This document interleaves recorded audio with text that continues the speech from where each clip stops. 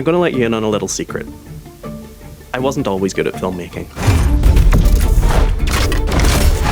In fact, I actually used to be pretty shit.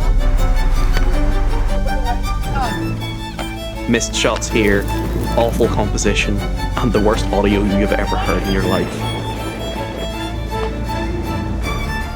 But being good was never the point. It was to just have fun, to try something new, and to just get better every time.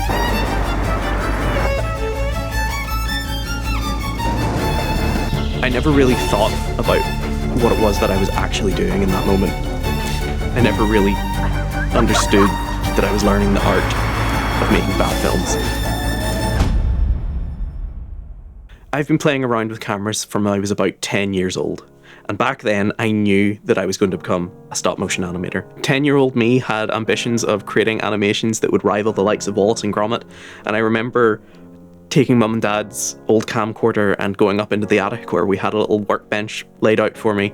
And I would take little figurines and little conkers and whatever else I could find and build sets and build characters. And I would take photos and I would move them. And then I would take all of that and put it into Windows Movie Maker and put together my masterpiece. And then that dream died whenever I had two major realizations. First of all, I just didn't have the patience to sit and put hours of work into getting about a second of footage. And second of all, my film sucked. It was these two realizations that taught me that there was only one thing between me and what I wanted to make.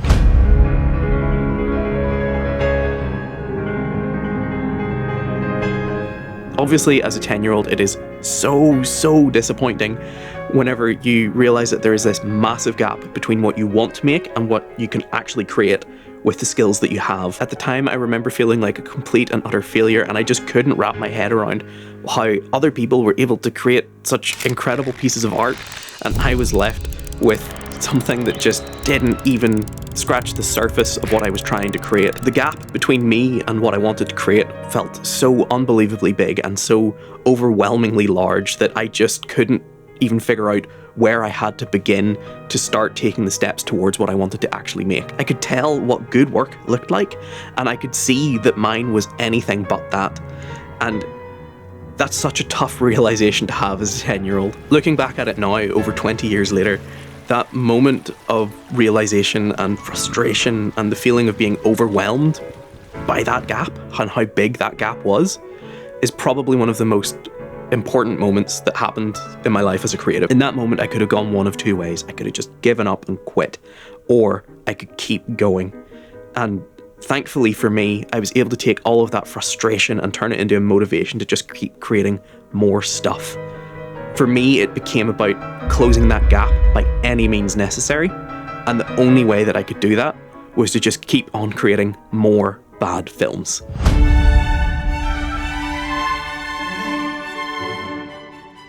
As filmmakers or creatives or artists of any type, I think it's so important for us to just make bad art.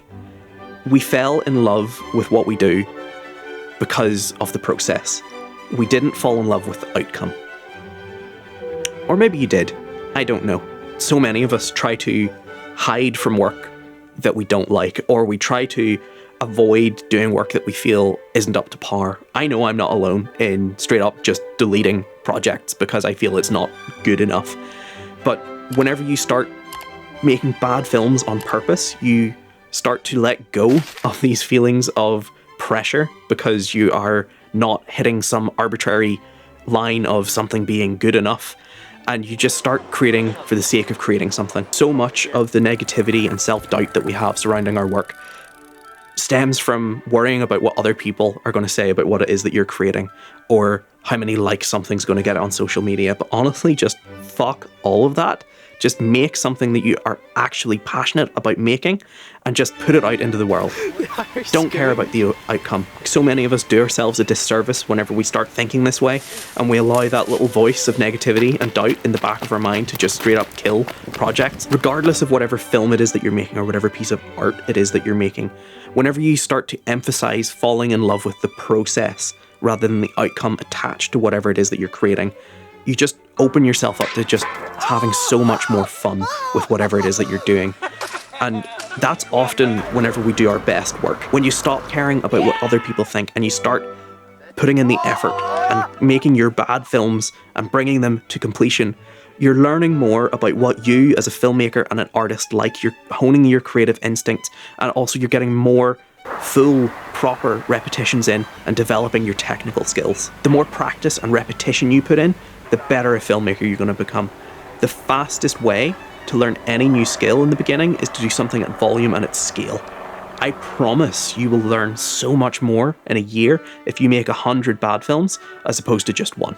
But you have to reflect on each project once it's done. You need to look at what worked, you need to look at what didn't, and see where you can improve next. Just choose one thing, whether it's lighting, framing, audio, whatever, it doesn't matter. Just choose one and move on.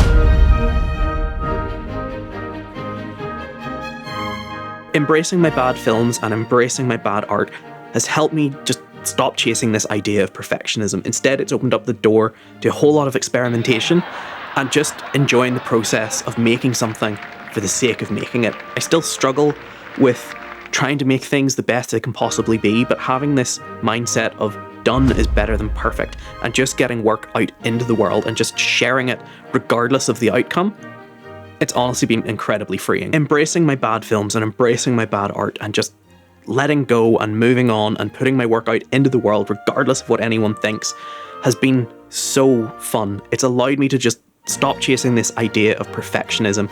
It's helped me to just get work out there and try new things, and just given me so much creative energy to just keep trying and keep making and keep iterating and keep practicing and just get more repetitions in.